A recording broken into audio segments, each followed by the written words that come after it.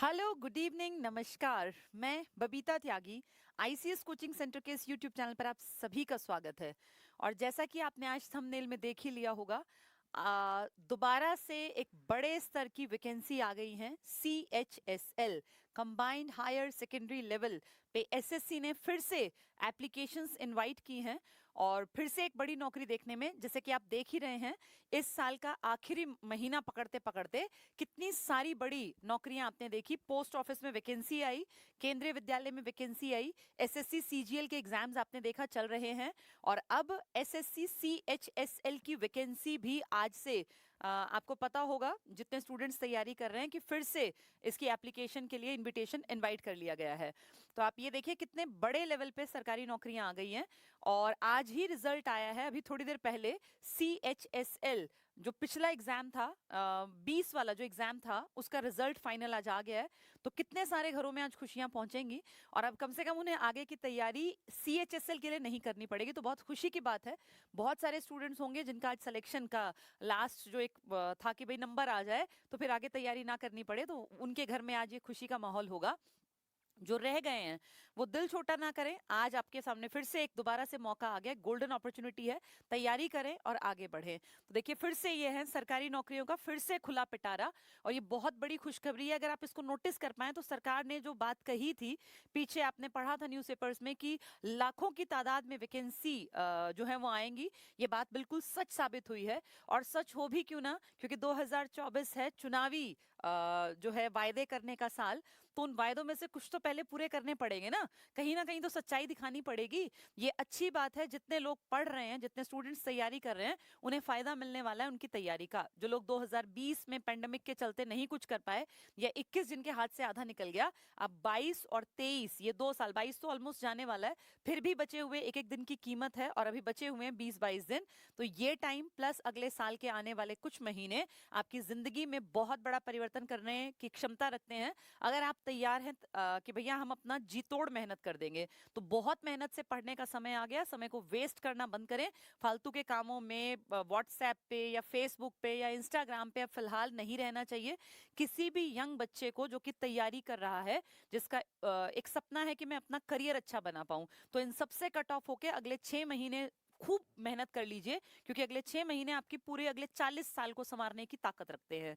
तो देखें जरा आज क्या कुछ खास है। ये देखिए एसएससी सीएचएसएल विज्ञापन जारी हो गया। कंबाइंड हायर सेकेंडरी लेवल 18 साल से 27 साल के बीच के जितने स्टूडेंट्स हैं वो सब एलिजिबल है, अगर वो 12th पास हैं। और आज के जमाने में शायद ही कोई होगा जो 12th पास ना करता हो, एक छोटी परसेंटेज को हम छोड़ दें तो 12th पास करने वाले हर स्टूडेंट को, चाहे वो साइंस स्ट्रीम का था, आर्ट्स या ह्यूमैनिटीज का था या कॉमर्स का था, उनके पास एक ऑप्शन है एवरेज परिवार के बच्चे के पास कि वो सरकारी नौकरी की तैयारी कर सकता है, क्योंकि कंबाइंड हायर सेकेंडरी लेवल सिर्फ 12वीं की डिमांड करते हैं। तो ये बहुत अच्छी बात है। अब इसको आप फॉर्म को भर सकते हैं। देखें जरा, ऑनलाइन फॉर्म 6 दिसंबर 2022 से 4 जनवरी 2023 तक। बहुत सारे स्टूडेंट्स ने क्या गलती की, अभी एसएससी जीडी की वैकेंसी आई थी और उसके फॉर्म बहुत लोगों ने भरे ही नहीं। बाद में फिर जब वो वैकेंसी बढ़ गई तो बहुत लोगों की इच्छा हुई कि हमें फॉर्म भर देने चाहिए थे, लेकिन फिर वो उन्होंने ऑनलाइन खोला ही नहीं पोर्टल। तो ये गलती नहीं करनी। जितने भी लोग मुझे सुन रहे हैं, आपके इर्द गिर्द जितने भी स्टूडेंट्स हैं जिनकी उम्र 18 से 27 साल के बीच में है और जो 12वीं पास हैं, उन सबको तैयारी करनी चाहिए। अगर वो बहुत अमीर घर से नहीं है, अगर बहुत अमीर घर से हैं तो भैया सीएचएसएल की कोई जरूरत नहीं है। लेकिन जो बहुत एवरेज परिवार से है, जिसके पिताजी मजदूरी करते हैं, किसान हैं, छोटी मोटी दुकान पे बैठते हैं या कहीं रेहड़ी लगाते हैं, कहीं ठेला लगाते हैं, तो ऐसे लोगों के लिए ये बेस्ट अपॉर्चुनिटी है अपना जीवन, अपनी पीढ़ियां बदलने के लिए। 4 जनवरी तक फॉर्म भरे जाएंगे। बहुत भागदौड़ में 1-2 दिन में तो बहुत बच्चे फॉर्म भरते हैं, तो बीच के टाइम पे फॉर्म भरना प्रेफरेंस में रखना चाहिए। यानी मान लीजिए आप लोग 10 से और 20 के बीच में अगर आप फॉर्म भरते हैं तो बेस्ट टाइम रहेगा, आप आसानी से अपना फॉर्म भर पाएंगे। फॉर्म भरते टाइम गलतियां नहीं करनी। पेरेंट्स के नाम में गलती कर देते हैं, डेट ऑफ बर्थ में गलती कर देते हैं, स्पेलिंग्स में गलती कर देते हैं, ये आपकी अपनी जिम्मेदारी है, कोई इसके लिए जिम्मेदार नहीं होगा। फॉर्म की गलती करना महामूर्खता है आज के समय में। ये 2023 ढेरों नौकरियां लाया है। अब भी जो इतना मूर्ख है कि अपने फॉर्म को गलत भरेगा, तो उसका तो कोई भी बचाव नहीं कर सकता। और ऐसे मूर्खों को तो नौकरी मिलनी भी नहीं चाहिए, जो इतनी बड़ी अपॉर्चुनिटी को सिर्फ एक फॉर्म भरने की गलती पे कहीं ना कहीं गवा देते हैं। एजुकेशनल क्वालिफिकेशन मैंने आपको बता दिया, 12th पास इसके लिए एलिजिबल होंगे। तो इसमें सिलेक्शन का प्रोसेस क्या रहेगा, इसमें 2 स्टेज रहेंगे और दोनों स्टेज में इंपॉर्टेंट रहेंगे वही 4 सब्जेक्ट जो आप सदा से पढ़ते आ रहे हैं जब से आप कंपटीशन की तैयारी कर रहे हैं, maths, reasoning, GK, GS, current affairs और इंग्लिश। यानी मैथ्स जो हर पेपर में आता है वो इसमें भी आएगा, रीजनिंग जो हर पेपर में आता है, इंग्लिश एक लैंग्वेज है लगभग पेपर में आती है, जीके, जीएस, करंट अफेयर्स जो आप तैयार करते ही रहते हैं, जिसमें साइंस भी आता है, एसएसटी भी आता है, एसएसटी के फिर हिस्ट्री, पॉलिटिकल साइंस और अपना सिविक्स है, ज्योग्राफी है, इकोनॉमिक्स है, ऐसे ही साइंस में बायोलॉजी है, फिजिक्स है, केमिस्ट्री है, सब मिला जुला। और इसके अलावा स्टैटिक जीके है और करंट अफेयर्स है, नेशनल इंटरनेशनल लेवल पे क्या हो रहा है, चाहे वो कोई खेल प्रतियोगिता है, कोई बहुत बड़े अवार्ड मिले हैं, तो ये सब चीजें आपको कवर करनी है। तो इसके 2 पार्ट रहेंगे, एक 1 और एक 2।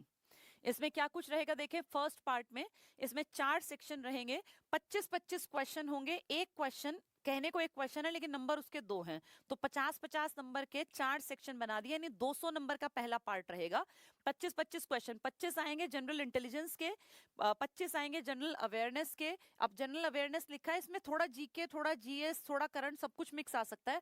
हो सकता है करंट अफेयर्स ज्यादा आ जाए, हो सकता है करंट अफेयर्स 5 का आए, 7 का आए, कुछ नहीं पता होता।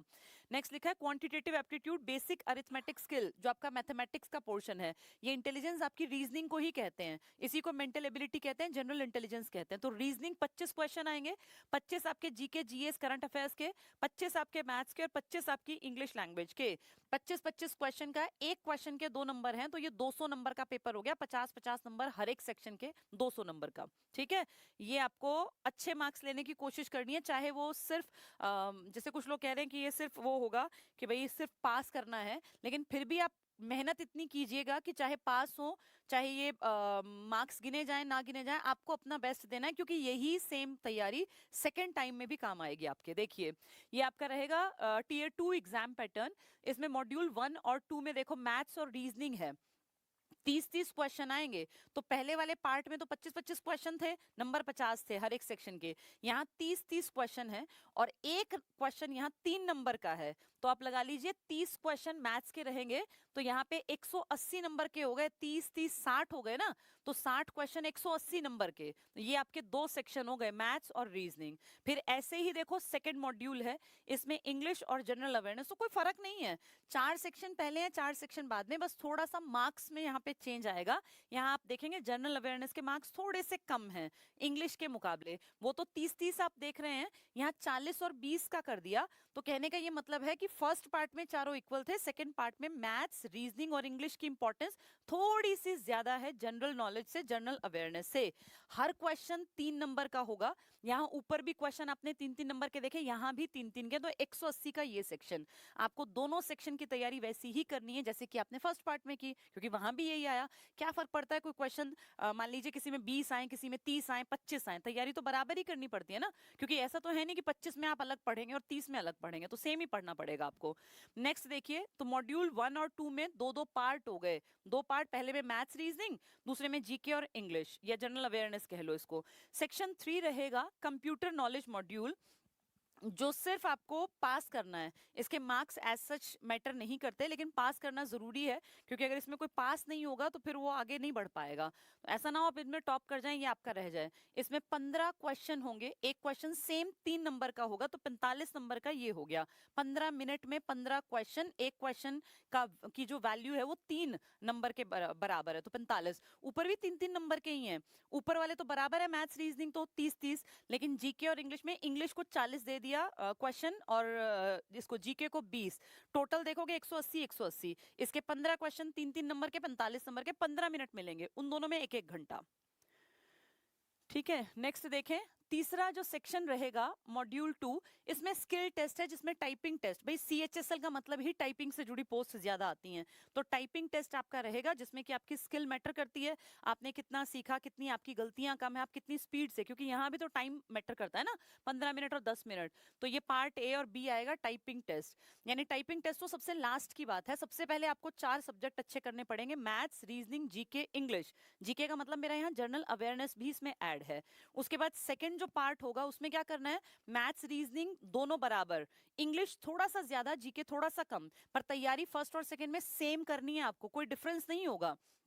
तीसरे सेक्शन में आपका कंप्यूटर चेक होगा, कंप्यूटर स्किल आपकी क्वेश्चंस के थ्रू। और इसके बाद जो लास्ट रहेगा ये आपका स्किल में फिर आपका टाइपिंग वाली स्किल काम आएगी। कहने का ये मतलब है कि आपको तैयारी जोरदार करनी पड़ेगी, जिसको आगे बढ़ना है उसको पढ़ना पड़ेगा। ये आपकी लाइफ की एक बहुत बहुत बहुत इंपॉर्टेंट अपने आप से लड़ाई है। इसमें आपको दिन रात मेहनत करनी पड़ेगी, नींद छोड़नी पड़ेगी और पढ़ना ज्यादा पड़ेगा। तो आपके पास बहुत सारे ऑप्शंस आ गए हैं अब सामने। आईसीएस हेड ऑफिस सोनीपत का नंबर है ये। किसी भी तरह की जानकारी के लिए आप कॉल कर सकते हैं 98 1296 96 90 5320 40। इन दोनों नंबर पे आप कॉल करके किसी भी तरह की जानकारी ले सकते हैं, इन पेपरों से जुड़ी या वैकेंसी से जुड़ी भी। वैसे तो वैकेंसी से जुड़ी आपको दिक्कत आनी नहीं है, अगर आप थोड़े से स्मार्ट हैं तो आप देख लेंगे, सारी चीजों को फाइंड आउट कर सकते हैं। अभी फिलहाल में हमारे सेंटर की क्लासेस, क्योंकि ये पूरा साल पढ़ने का है, 2023 सच में मेहनत करने का साल। सरकार अपना दाव खेलती है तो एमपी किसी पढ़ने परिस्थितियां उनको अलाउ नहीं। टेस्ट होते रहते हैं, अनलिमिटेड टेस्ट हैं, आपको दिन रात फिर बड़ी परेशानी होती नहीं होना, ये नौकरी नहीं पूरी होनी, ऐसे कहने वाले ऐसे बकने वाले हजार लोग मिलेंगे आपको। लेकिन उन जाहिलों से, उन मूर्खों से कन्नी काट के और अपना एक फोकस बना से लिखने की काबिलियत रखता है। तो अपने आप को गलाना पड़ेगा, अपने आप को तपाना पड़ेगा। तपस्या है पढ़ाई, पढ़ाई ऐसे चलते फिरते नहीं आ जाती, पढ़ने के लिए तो बहुत मेहनत करनी पड़ती है। तो आज का दिन बहुत बढ़िया दिन रहा। एक तो रिजल्ट, आप जुड़ना चाहते हैं तो 4000, क्लास में आना चाहते हैं तो 6000 हमारी फी है। पढ़ना आपको पड़ेगा, इसका कोई सब्स्टिट्यूट नहीं है। ऐसा नहीं है कि फोन में क्लास लेके आपने डाल दिया और आपका सिलेक्शन हो गया, ऐसा बिल्कुल नहीं होगा। पढ़ना पड़ेगा, रेगुलर बेसिस पे आपको टेस्ट देने पड़ेंगे, रेगुलर क्लास लेनी पड़ेगी। और हर सब्जेक्ट की इंपॉर्टेंस है, चाहे वो इंग्लिश हो, आपका वो मैथ्स हो, रीजनिंग हो या जीके हो। हाँ, अपॉर्चुनिटी बहुत अच्छी है। जो ग्रैब कर सकता है, जो परेशान है, दुखी है, जैसे लगता है कि भैया गरीबी काटने का कोई रास्ता नहीं है, तो सिर्फ ये टाइम है कि भैया बहुत पढ़ के, बहुत मेहनत करके अपनी इन जंजीरों को काट सकते हो, इनको तोड़ सकते हो। लेकिन इनको तोड़ने के लिए आपको दिन रात अपने आप को जलाना पड़ेगा। पढ़ाई जो है ना, वो डिमांड करती है अटेंशन की, वो डिमांड करती है कि आप जो है अपनी नींद को गंवाएं। अगर आपको नींद प्यारी है, आप 10-10 घंटे सोते हैं, तो फिर नौकरी की इच्छा मत रखिएगा। नौकरी की इच्छा तब रखिएगा जब आपको लगे कि दुनिया जब सो रही है तब मैं जाग के पढूं। मैं कई बार बताती हूँ, मैं रात में 10th क्लास में 10-11 बजे उठती थी और फिर 2-3 बजे तक पढ़ती थी। जब सब सोते हैं ना, और जो उस टाइम उठ के पढ़ता है, वो अपना भविष्य बनाता है, वो अपना भविष्य अपने हाथों से लिखने की काबिलियत रखता है। तो अपने आप को गलाना पड़ेगा, अपने आप को तपाना पड़ेगा। तपस्या है पढ़ाई, पढ़ाई ऐसे चलते फिरते नहीं आ जाती, पढ़ने के लिए तो बहुत मेहनत करनी पड़ती है। तो आज का दिन बहुत बढ़िया दिन रहा। एक तो रिजल्ट आ गया 2020 वाला, और 20 वाला आ गया तो मानो 21 वाला प्रोसेस में है। अब कुछ दिनों बाद आप देखेंगे 2021 का भी रिजल्ट आ जाएगा। तो सोचो 20 में जिन्होंने मेहनत की थी वो लग गए, अब 21 का रिजल्ट आते ही बहुत सारे बच्चे उसमें से भी हट जाएंगे। अब 20 वाले आपके कंपटीशन से निकल गए रिजल्ट आने के चलते। अगर ये रिजल्ट नहीं आता तो वो फिर से फॉर्म डालते। अब अगर 21 वालों का भी रिजल्ट जल्दी आ जाता है तो फिर तो मान लीजिए कि कंपटीशन और घट जाएगा। इसलिए बहुत अच्छा होता है जब सरकार जल्दी काम करे। अगर प्रोसेस जल्दी जल्दी हो ना, तो फिर बहुत सारे बच्चे साथ साथ निकलते रहते हैं। प्रोसेस लेट होने पर क्या होता है, जिन्होंने 20 में फॉर्म भरा है वो 23 में